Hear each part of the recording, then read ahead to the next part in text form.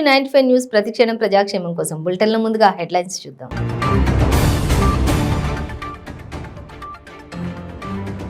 కేంద్ర ప్రభుత్వ తీరుపై ముఖ్యమంత్రి కేసీఆర్ తీవ్ర ఆగ్రహం. మోడీ పాలన కంటే మన్మోహన్ పాలనే బాగుందని ఎద్దేవా.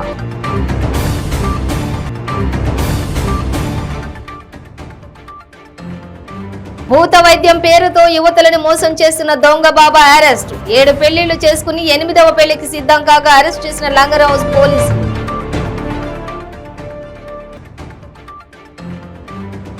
నాంపల్లిలోని బీజేపీ రాష్ట్ర కార్యాలయం వద్ద ఉద్రిక్తత. బీజేపీ ఆఫీస్ ముట్టడికి యత్నించిన ఆమ్ ఆద్మీ పార్టీ నాయకులు.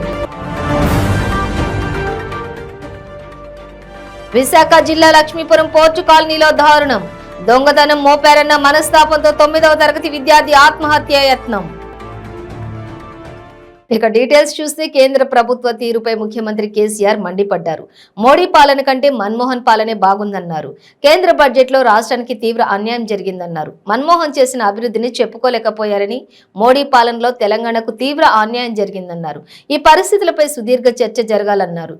అదానీ ఇష్యూపై మోడీ మౌనం వహించడంపై తీవ్రంగా మండిపడ్డారు. పార్లమెంట్ లో చర్చను పక్కదారి పట్టించి అదానీపై చర్చ లేకుండా చేశారన్నారు. 20 లక్షల మంది భారతీయులు మన ఇండియన్ సిటిజన్షిప్ వదిలేసుకున్నారు అధ్యక్ష. భారత పౌరసత్వాన్ని వదిలేసుకున్నారు.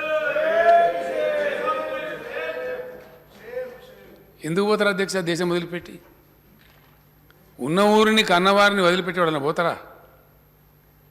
చక్కదనం ఉంటే ఎందుకు పోవాల్సి వస్తుంది? సిటిజన్షిప్ వదులుకునేటువంటి దౌర్భాగ్యం ఏంది?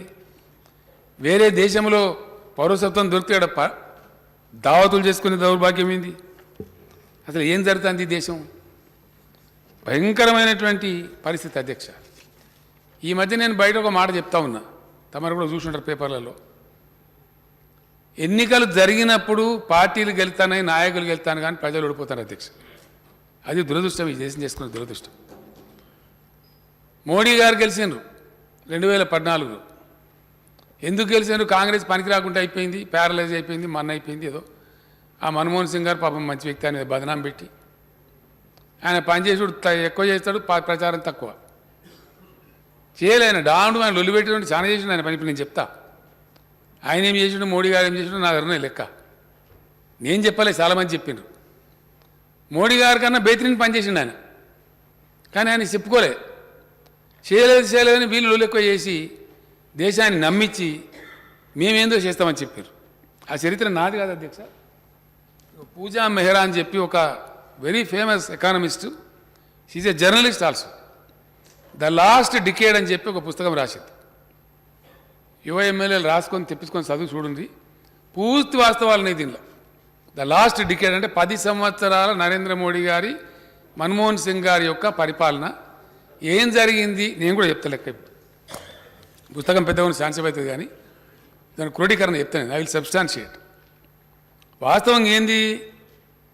ప్రజలేమో పౌరసత్వం వదులుకొని పోతున్నారు, పారిశ్రామికవేత్తలు పారిపోతున్నారు, పరిశ్రమలు మూతబడుతున్నాయి, ద్రవ్యోల్బణం పెరిగిపోతున్నది.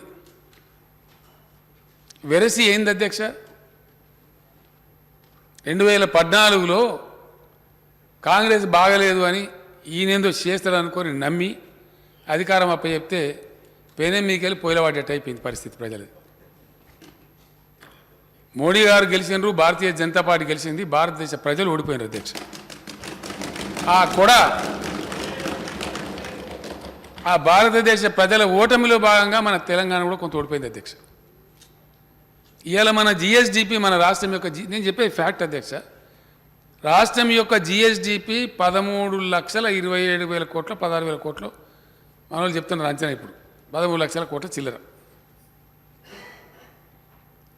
వాస్తవంగా మోడీ గారి ప్లేస్లో మన్మోహన్ సింగ్ గారు ఉన్నా భారత ప్రధానిగా లేదు, భారతదేశ ప్రభుత్వం తెలంగాణ చేసిన లెక్కలకు పర్ఫామ్ చేసిన తెలంగాణ గ్రోత్ ఎంత ఉందో అంత పూర్తకు భారతదేశం గ్రోత్ ఉన్నా మన జిఎస్డిపి 16 లక్షల కోట్లు ఉండాలి అధ్యక్ష. 13 లక్షల కోట్లు కాదు. ఒక్క తెలంగాణనే 3 లక్షల కోట్లు నష్టపోయింది. నేను ఇది కావాలని స్పెసిఫిక్గా చెప్తున్నా. I wanted to be on the record of the house. భవిష్యత్ తరాలకు తెలవాలి కాబట్టి ఈ శాసనసభ ఈ పవిత్ర దేవాలయంలో ఒక రికార్డులలో ఉండాలి కాబట్టి చెప్తున్నా అధ్యక్ష, ఈ కంపారిటివ్ స్టడీ. ఎందుకంటే అధ్యక్ష ప్రతి రంగంలో డౌన్ అయింది. మన్మోహన్ సింగ్ గారు ఉన్నప్పటికీ మోడీ గారు హయాంకు పోల్చుకుంటే ఘోరాతి ఘోరంగా దేశం దెబ్బతిన్నది, నష్టపోయింది. Every sector. కానీ తమాషా ఏంటంటే దాంట్లో కూడా దివాలా తీసుకుంటే కూడా మేమే గొప్పలం ఉంటారు. ఇది చాలా విచిత్రం. అంటే కింద పడ్డా ఏదో అంటారు కదా అధ్యక్ష ఊళ్ళల్లో. ఇక పొగిడేటోళ్ళు మన పార్లమెంట్లో ఘోరమైనటువంటి స్పీచ్ ప్రధానమంత్రి గారు. అసలు సంగతి ఏమో ఈ అదాని సంగతి ఏంది, దేశం ఉంటుందా సస్తదా, దేశం ఉనికి ఏంది, ఏం జరగబోతుంది భారతదేశం, ఇదేంటి అధ్యక్ష? భూత వైద్యం పేరుతో అమాయకులను ముగ్గులోకి దింపి 7 పెళ్లిళ్లు చేసుకున్న దొంగ బాబా 8వ పెళ్లికి సిద్ధమయ్యాడు. దయ్యం పట్టిందని యువతులను లొంగదీసుకోవడం దిట్టైన బాబా బండారం ఎట్టకేలకు పోలీసులు బయటపెట్టారు. పెళ్లి కోసం సుమారు 200 మంది బంధువులు ఫంక్షన్ హాల్ కు చేరుకోగా చివరి నిమిషంలో నికాహ్ రద్దయింది. లంగర్ హౌస్ పోలీసులు దొంగ బాబాను అదుపులోకి తీసుకుని విచారిస్తున్నారు. ఈ సందర్భంగా లంగర్ హౌస్ సిఎస్ శ్రీనివాస్ మాట్లాడుతూ నిన్న రాత్రి 11 గంటలకు తపసూన్ ఫాతిమా అనే అమ్మాయి పోలీస్ స్టేషన్లో ఫిర్యాదు చేసిందన్నారు. నెల్లూరులో ఉన్న రెహ్మతాబాద్ దర్గాకు చెందిన హఫీజ్ పాషా అనే బాబా తనను పెళ్లి చేసుకుంటానని మోసం చేశాడని ఆమె ఫిర్యాదు చేసిందన్నారు. టోలీ చౌక్ కు చెందిన ఫాతిమా 3 ఏళ్లుగా నెల్లూరు దర్గాలో చికిత్స తీసుకుంటోంది. బాబా తనను పెళ్లి చేసుకుంటాను అని చెప్పడంతో ఆమె హైదరాబాద్ టోలీ చౌక్ ఫంక్షన్ హాల్లో పెళ్లి ఏర్పాట్లు చేసుకుందన్నారు. అయితే బాబా పెళ్లికి రాకపోవడంతో ఆమె ఫిర్యాదు చేసిందన్నారు. కాగా బాబా గతంలో 7 పెళ్లిళ్లు అయ్యాయని అమ్మాయి తరపు బంధువులు చెప్పారన్నారు. నెల్లూరులో బాబా చాలా ఫేమస్ అని చెబుతున్నారు. కేసు నమోదు చేసి అన్ని కోణాల్లో దర్యాప్తు చేస్తున్నామని సిఎస్ శ్రీనివాస్ చెప్పారు.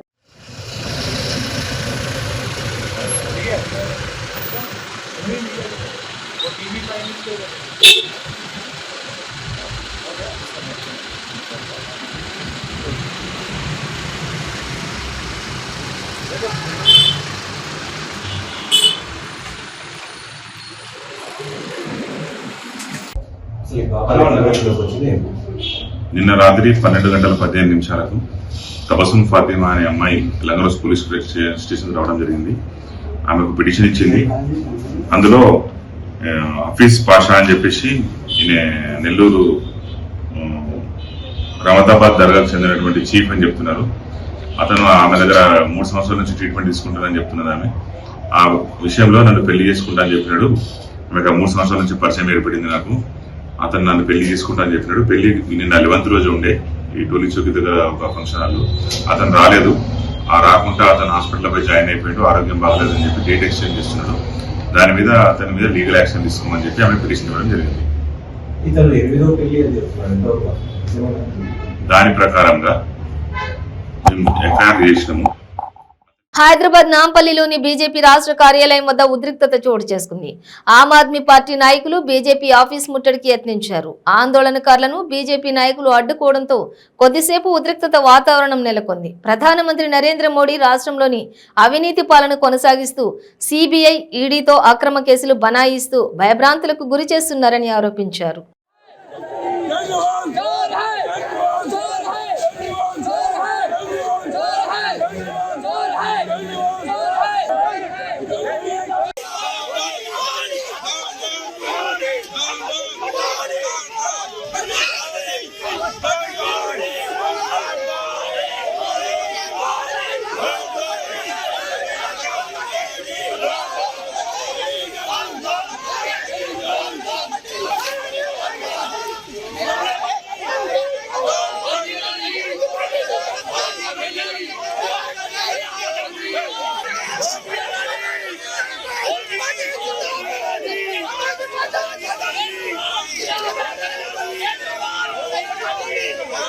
ఆమ్ ఆద్మీ పార్టీ జాతీయ పిలుపు మేరకి ఇక్కడ బీజేపీ ఆఫీస్ ముందు ఆదాని మోడీల దోస్తీని బట్టబయలు చేయడానికి ఇక్కడికి వచ్చాం. మేము డిమాండ్ చేసింది జాయింట్ పార్లమెంటరీ కమిటీని ఏమని చెప్పి మాత్రమే డిమాండ్ చేశాం, అంతకంటే లేదు. కానీ ఇక్కడ రాగానే ఇక్కడ లోపల నుంచి అన్యాయంగా అరెస్ట్ చేస్తున్నారు.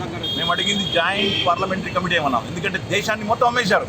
ఇటు ఎల్ఐసిని అమ్మేశారు, అటు ఎస్బీని అమ్మేశారు, బోట్స్ అమ్మేశారు, విమానాలు అమ్మేశారు, సిమెంట్ అమ్మేశారు, బొగ్గలు, ఆఖరికి పంచభూతాల సాక్షిగా దేశాన్ని మొత్తం అమ్మేశారు. ఈరోజు ఒక్కడికి కట్టబెట్టారు. ఇది మొత్తం ఆదానిని మొత్తం తీసుకురావడానికి అలాగే కార్పొరేట్ కొమ్ములుగా చేసింది. దాన్ని ఈరోజు మేము ఖండిస్తున్నాం. దానికి నిరసిస్తూ ఈరోజు అదాని మీద ఈరోజు జాయింట్ పార్లమెంటరీ కమిటీ వేయాల్సిందని డిమాండ్ చేస్తున్నాం. దొంగతనం తనపై మోపారనే ఆరోపణలతో విశాఖ లక్ష్మీపురం పోర్టు కాలనీకి చెందిన బాలుడు మనస్తాపం చెంది ఆత్మహత్య యత్నం చేశాడు. రైలు కింద తలపెట్టి ఆత్మహత్య చేసుకునేందుకు యత్నించాడు. తీవ్ర గాయాలు కావడంతో అపస్మారక స్థితిలోకి వెళ్లిపోయాడు. వెంటనే రైల్వే పోలీసులు బాలుడిని ఆసుపత్రికి తరలించారు. సమాచారం అందుకున్న బాలుడి తల్లిదండ్రులు ఆసుపత్రికి చేరుకుని తన కుమారుడికి మెరుగైన వైద్యం అందించాలని కోరుతున్నారు. తమ కుమారుడి పరిస్థితి చూసి కన్నీరుగా విలిపిస్తున్నారు. తాను ఎందుకు చనిపోవాలనుకుంటున్న విషయాన్ని బాలుడి కాగితంపై రాశాడు. లక్ష్మీపురం పోర్టు కాలనీకి చెందిన బాలుడు స్థానిక పాఠశాలలో 9వ తరగతి చదువుతున్నాడు. దగ్గరలో ఉన్న మైదానంలో చెట్టుకు ఉన్న తేనె పట్టును కొట్టేందుకు బాలుడు వెళ్లాడు. అక్కడ సమీపంలోని ఇంటి యజమాని గమనించి బాలుడు దొంగతనం చేయడానికి వచ్చినట్లు ఆరోపణలు చేశారని బాలుడు కాగితంపై రాశాడు. దీంతో మనస్తాపానికి గురై ఆత్మహత్య చేసుకునేందుకు రైలు పట్టాలపైకి వెళ్లాడు. వస్తున్న రైలుకు ఎదురుగా వెళ్లడంతో తీవ్రంగా గాయపడ్డాడు. ఇక ప్రస్తుతం ఆసుపత్రిలో చికిత్స పొందుతున్నాడు. పోలీసులు కేసు నమోదు చేసి దర్యాప్తు చేపట్టారు. పూర్తి సమాచారం ఇంకా తెలియాల్సి ఉంది.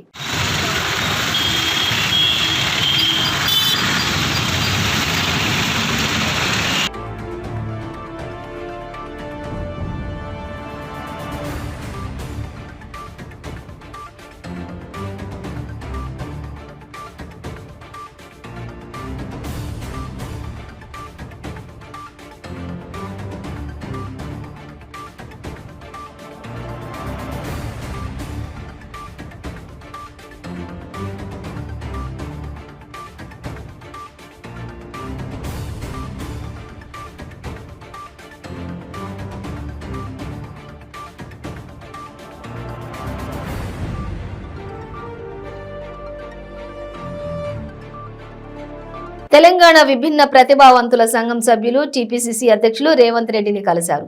దివ్యాంగుల సమస్యలను ప్రభుత్వం దృష్టికి తీసుకువెళ్లాలని వినతి పత్రం అందజేశారు. బడ్జెట్లో దివ్యాంగులకు నిధులు కేటాయించడంతో పాటు దివ్యాంగుల సంక్షేమ శాఖను ప్రత్యేకంగా ఏర్పాటు చేయాలని కోరారు. షరతులు లేకుండా దివ్యాంగులకు ఆసరా పింఛన్ వర్తింపజేయాలని కోరారు.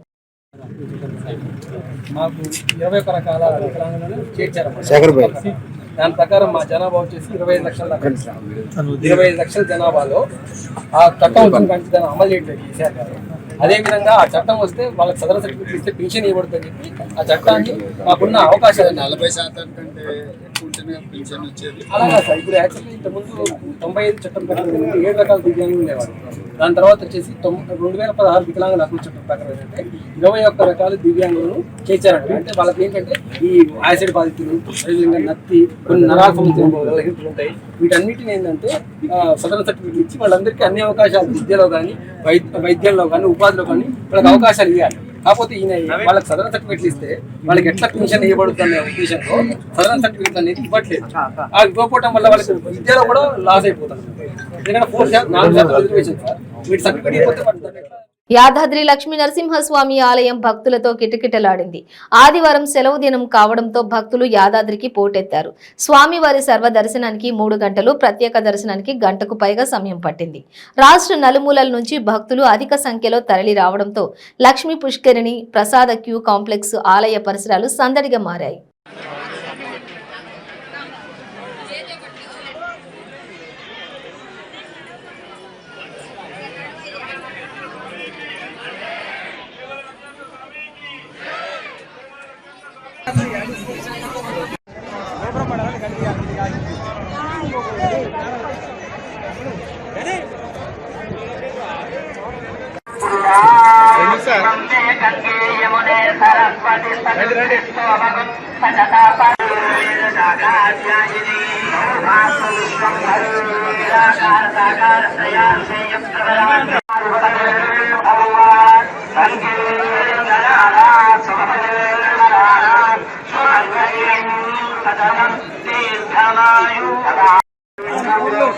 బ్రిటన్లో షార్ట్ బ్రేక్ తీసుకుందాం. క్యాన్సర్ క్యాన్సర్ క్యాన్సర్ ఎన్నో ప్రయత్నాలు చేసి ఇక క్యాన్సర్ తగ్గదు అనుకుంటున్నారా? ఒక్కసారి ఈ మెడిసిన్ 30 రోజుల కోర్సు వాడి ఫలితాన్ని చూడండి. GMP certified, AYUSH certified, government approval పొందినది. Breast cancer, liver cancer, ovarian cancer, cervical cancer, lung cancer, throat cancer, tongue cancer, mouth cancer, blood cancer, bone cancer, stomach cancer, colon cancer, skin cancer, rectum cancer, vagina cancer, kidney cancer, gall bladder cancer, pancreatic cancer, brain cancer, మొత్తం 24 రకాల cancer తగ్గుటకు, ఆరోగ్యకరమైన జీవితం పొందుటకు ఏకైక medicine వాడి cancer నుండి విముక్తి పొందండి. ప్రతిరోజు 1000 రూపాయలు సంపాదించే అవకాశం ఇప్పుడు మీకోసం.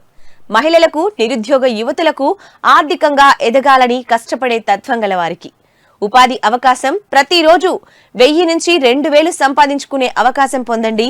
మీరు కూడా ఆర్థికంగా ఎదగండి. అదెలాగో అనుకుంటున్నారా? రోటీ రైడర్ 10 నుంచి 20 సెకండ్లలో రోటీని తయారు చేసేస్తుంది. అంటే గంటకి 120 రోటీలు తయారవుతాయి. అదెలాగో ఈ వీడియోలో ఒక్కసారి చూద్దాం.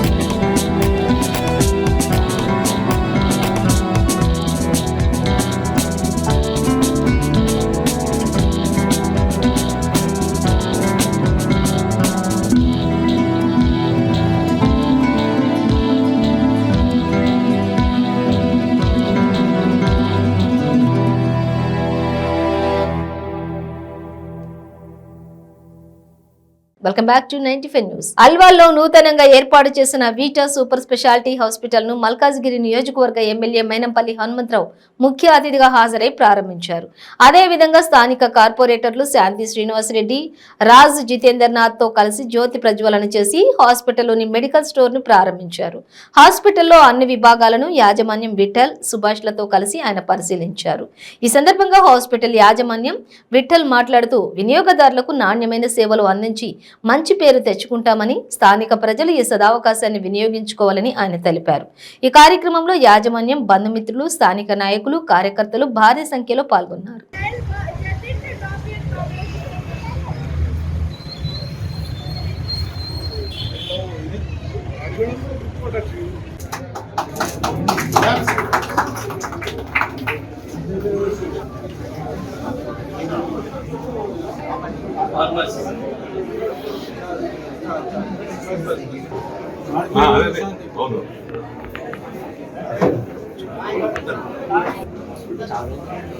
సార్ కానీ కోరేది ఏంటంటే మీరు వచ్చిన పేషెంట్స్కు ఓపికతో సమాధానం చెప్పి రోగ నిర్ధారణ చేసి కరెక్ట్ దానికి సరిపోయే మెడిసిన్స్ ఇవ్వాలని చెప్తూ మరి ఇంత మంచి హాస్పిటల్స్ మరి ఇక్కడ పెట్టినందుకు మరొకసారి వారందరికీ శుభాకాంక్షలు తెలియజేస్తూ మరి హాస్పిటల్స్ మంచి పేరు తెచ్చుకోవాలని, మరి భవిష్యత్తులో కూడా పేషెంట్స్కు ఎటువంటి కష్టం కలగకుండా గంటలు వెయిటింగ్ చేయకుండా టోకెన్ సిస్టమ్ ఇచ్చి దాని మీద కూడా టైమింగ్స్ ఇచ్చి ఈ టైంకి రండి అమ్మా అని చెప్పేసి చెప్తే ఆ టైంలో వచ్చేసి చూపించుకుంటారు. కాబట్టి కన్సల్టేషన్ ఫీజు కూడా రీజనబుల్గా ఉండాలని, ఎందుకంటే సర్వీస్ మోడ్ హాస్పిటల్ అంటేనే చాలామంది ప్రాణాలు కాపాడుతారు. దీంతో మంచి వాళ్ళకు కూడా భక్తి భావన మంచి ఇది ఉంటుంది. కాబట్టి మరి ఇటువంటి సర్వీస్ చేయాలని వార్త చెప్తూ ఇటువంటి సదావకాశం ఉపయోగించుకోవాలని ఈ సరౌండింగ్ ఉన్న ప్రజలందరినీ నేను విజ్ఞప్తి చేస్తూ ముగిస్తున్నాను. సిద్దిపేట జిల్లా హుస్నాబాద్ కోర్టులో జాతీయ లోక్ అదాలత్ నిర్వహించారు. లోక్ అదాలత్లో అధిక సంఖ్యలో కక్షిదారులు పాల్గొని తమ కేసులను పరిష్కరించుకున్నారు.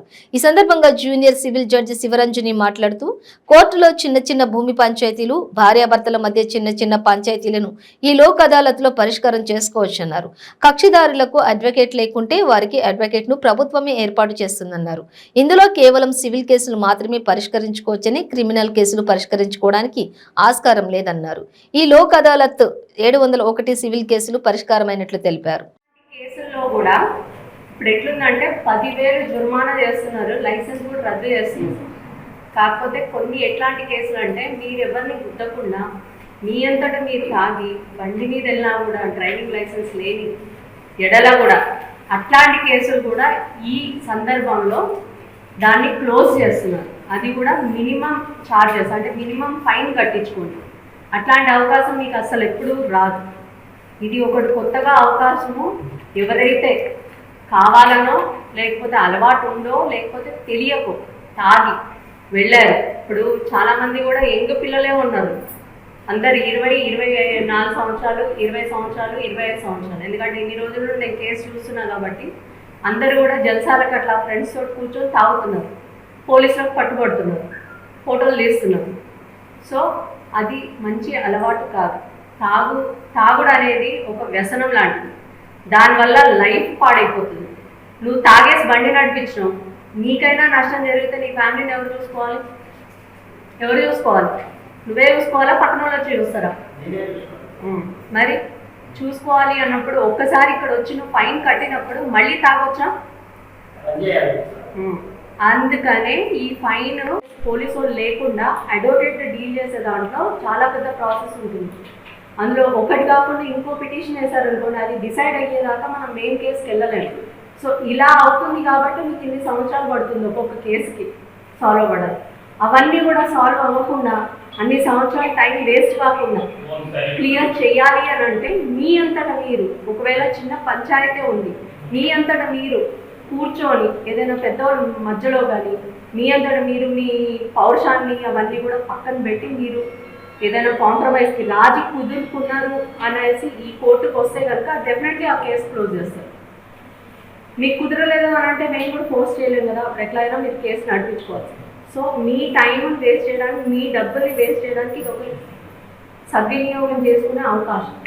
అట్లాంటి చిన్న చిన్న గెట్టు పంచాయతీలు ఏవైనా కానీ క్లియర్ అయిపోతాయి అని అంటే అప్పుడు మనం ఇట్లాంటి అవకాశాల్లో మీరు ముందుకు వచ్చి మీరు క్లియర్ చేసుకోవచ్చు. అంతేకాకుండా ఇందాక అన్నారు కదా సార్, ఫ్యామిలీ మ్యాటర్స్ అంటే కట్న వేధింపు అట్లాంటి కేసులు. అంతేగాని కట్న వేధింపు చేసినాక అమ్మాయి చచ్చిపోతే కనుక మీకు శిక్ష తప్పించుకోగలరు అనేది అది కుదరదండి. ఎందుకంటే అది కూడా చాలా సివియర్ అఫెన్స్. మనము ఎట్లాంటి పంచాయతీ అంటే చిన్న చిన్న లొల్లిళ్ళు అయిపోయి వాళ్ళు కలిసి ఉండాలనుకుంటారా, ఉండాలనుకోవట్లేదు. అది మనం పెద్ద మనసులో ఆలోచించి మనం ప్రభుత్వానికి ప్రజలకు వారధిలాగా గృహ సారథులు, కన్వీనర్లు పనిచేయాలని పిఠాపురం ఎమ్మెల్యే పెండెం దొరబాబు సూచించారు. పిఠాపురం మహారాజకోట ఆవరణలో గల ఎమ్మెల్యే క్యాంపు కార్యాలయంలో పిఠాపురం పట్టణానికి నూతనంగా నియమించబడ్డ సచివాలయ గృహ సారథులు, కన్వీనర్లకు శిక్షణ తరగతులు ఎమ్మెల్యే దొరబాబు ఆధ్వర్యంలో నిర్వహించారు. ముందుగా పిఠాపురం పట్టణం సచివాలయాల కన్వీనర్ బాలిపల్లి రాంబాబు మాట్లాడుతూ ఈ శిక్షణ తరగతుల ఉద్దేశాన్ని సభకు వివరించారు. అలాగే పలువురు ప్రజాప్రతినిధులు ఈ సమావేశాన్ని ఉద్దేశించి మాట్లాడారు. అనంతరం ఎమ్మెల్యే దొరబాబు మాట్లాడుతూ నిరుపేదల కోసం ముఖ్యమంత్రి జగన్మోహన్ రెడ్డి అనేక సంక్షేమ పథకాలు అమలు చేస్తుంటే ప్రతిపక్షాలు తప్పుడు ఆరోపణలు చేస్తున్నాయని ఈ సందర్భంగా ఆయన ఆవేదన వ్యక్తం చేశారు. అలాగే అక్కడ ఉన్న లోకల్ గా ప్రతి కార్యక్రమం కూడా ఏ ఒక్కరు కూడా లంచాలతో పని లేదు. నాకు అవకాశం ఇచ్చిన ఎమ్మెల్యే గారికి నా కృతజ్ఞతలు తెలియజేయవలసిందిగా నేను అందరినీ కోరుతున్నానండి. ఎందుకంటే మనం మహిళలుగా ఉన్నాం కాబట్టి. వాలంటీర్స్ అలాగే మీరందరూ కూడా గృహ సారథులందరుగా మీరందరూ వచ్చారు. ముఖ్య అతిథిగా విచ్చేసిన వెళ్తున్నామంటే ఏ ఒక్కరైనా మనల్ని మళ్ళా మనం ప్రశ్నించడానికి కార్యక్రమాన్ని వివరించి మేము నాయకులుగా మేము ఉన్నామంటే ప్రతి కుటుంబానికి వెళ్ళినప్పుడు సచివాలయ కన్వీనర్స్ అందరం కలిసి మాకు వచ్చిందండి, పథకం వచ్చిందండి, యాద వచ్చిందండి అని చెప్తున్నారు. అలాగే వాలంటీర్ వ్యవస్థ ప్రతి ప్రాంతానికి, ప్రతి సామాజిక వర్గానికి, ప్రతి కుటుంబానికి గతమా ఏం ఇబ్బంది లేదు. మన అంతా వైఎస్ఆర్ కుటుంబం చేయలేవాలమ్మా. మీకు సెల్లలు లేనట్టునే కొంతమందికి.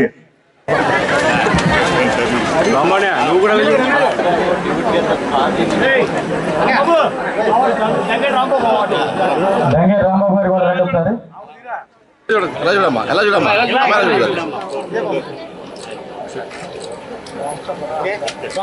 గ్రామాలకు వెళ్తుంటే గ్రామాల్లో సచివాలయం, అందులో 10 మంది అధికారులు. ఎక్కడ ఏ రాష్ట్రంలోని కూడా ఈ సచివాలయ వ్యవస్థ లేదే. ఈ రోజున ఎంతో మంది యువకులు జగన్మోహన్ రెడ్డి గారు పాదయాత్ర చేసినప్పుడు మేము తల్లిదండ్రులకు భారంగా ఉన్నాము, మాకు ఉద్యోగ అవకాశాలు లేవు, చంద్రబాబు నాయుడు మమ్మల్ని మోసం చేశాడు, చంద్రబాబు నాయుడు గారు బాబు వస్తే జాబ్ వస్తానన్నాడు, ఇంటికో ఉద్యోగం ఇస్తానన్నాడు, నిరుద్యోగ భృతులు ఇస్తానన్నాడు, ఎన్నో మాయ మాటలు చెప్పి ఓట్లు వేయించుకుని 5 సంవత్సరాలు కూడా ఆ నాయకుల కోసం, వారి యొక్క ఎమ్మెల్యేల కోసం, వారి యొక్క జన్మభూమి కమిటీల కోసమే రాజకీయాన్ని పనంగా పెట్టుకుని ఆ 29 గ్రామాల వారి యొక్క కుటుంబ సభ్యుల కోసం ఈ రాష్ట్రాన్ని తాకట్టు పెట్టినటువంటి ఇది నిజం కాదా అని చెప్పేసి ఈ వేదిక ద్వారా నేను అడుగుతా ఉన్నా. భారతీయ జనతా పార్టీకి, భారతదేశానికి దీన్ దయాళ్ ఉపాధ్యాయ చేసిన సేవలు చిరస్మరణీయమని కాకినాడ జిల్లా భారతీయ జనతా పార్టీ అధ్యక్షులు చిలుకూరు రామ్ కుమార్, పిఠాపురం పట్టణ భారతీయ జనతా పార్టీ అధ్యక్షులు పసుపులేటి సత్యబాబు కొనియాడారు. భారతీయ జనతా పార్టీ వ్యవస్థాపకులు ఒకరైన దీన్ దయాళ్ ఉపాధ్యాయ వర్ధంతిని పిఠాపురం భారతీయ జనతా పార్టీ ఆధ్వర్యంలో ఘనంగా నిర్వహించారు. చిలుకూరు రామ్ కుమార్, పసుపులేటి సత్యబాబు దీన్ దయాళ్ ఉపాధ్యాయ చిత్రపటానికి పూలమాలలు వేసి ఘనంగా నివాళులర్పించారు. అదేవిధంగా భారతీయ జనతా పార్టీ నాయకులు, కార్యకర్తలు దీన్ దయాళ్ ఉపాధ్యాయ చిత్రపటానికి పూలమాలలు వేసి నివాళులర్పించారు. పార్టీ వ్యవస్థాపకులు ఒకరైన దీన్ దయాళ్ ఉపాధ్యాయ వర్ధంతి సందర్భంగా ఈరోజు పిఠాపురం పట్టణం స్థానిక సూర్య గ్రంథాలయం ఏర్పాటు ఉంది. మన దీన్ దయాళ్ ఉపాధ్యాయ గారు వారి యొక్క పార్టీకి చేసిన యొక్క సేవల గురించి కూడా మనం ఈ ఒక కార్యక్రమంలో కూడా మనం గుర్తు చేసిన అవసరం ఉందనేసి నేను సందర్భంగా తెలియజేసుకుంటున్నాను. ముఖ్యంగా ఈయన పార్టీ సిద్ధాంతకర్తగా ఆ కార్యకర్తలకు కానీ నాయకులకు కానీ ప్రేరణ ఇస్తూ పార్టీ ఈ విధంగా ఈ స్థాయికి ప్రపంచంలోనే నెంబర్ 1 పార్టీగా రూపుదిద్దడంలో ఆయన కృషి చాలా ఉంది. అదేవిధంగా శ్యామాప్రసాద్ ముఖర్జీ 1951లో పార్టీ స్థాపించడం జరిగింది. ఆ తర్వాత మన దీన్ దయాళ్ ఉపాధ్యాయ 1967లో ఆయన ప్రెసిడెంట్ అవ్వడం జరిగింది. ముందుగా ఉత్తరప్రదేశ్కి పార్టీ సెక్రటరీగా ఉండడం, ఆ తర్వాత ఆయన పని చూసి మెచ్చుకొని ఆయన్ని ఆల్ ఇండియా జనరల్ సెక్రటరీగా కూడా చేయడం జరిగింది. అప్పటి నుంచి కూడా ఆయన పెళ్లి చేసుకోకుండా పార్టీకి పూర్తిగా ఆయన జీవితం అంకితం చేసి ప్రతి రాష్ట్రంలో కూడా పార్టీ అభివృద్ధి చెందే విధంగా ఆయన కృషి చేయడం జరిగింది. బులెటిన్ ముగించే ముందు హెడ్లైన్స్ మరోసారి.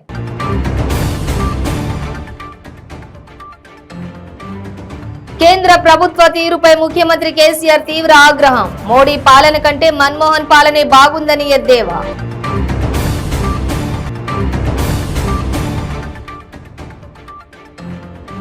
భూత వైద్యం పేరుతో యువతులను మోసం చేస్తున్న దొంగ బాబా అరెస్ట్. 7 పెళ్లిళ్లు చేసుకుని 8వ పెళ్లికి సిద్ధం కాగా అరెస్ట్ చేసిన లంగర్ హౌస్ పోలీసులు.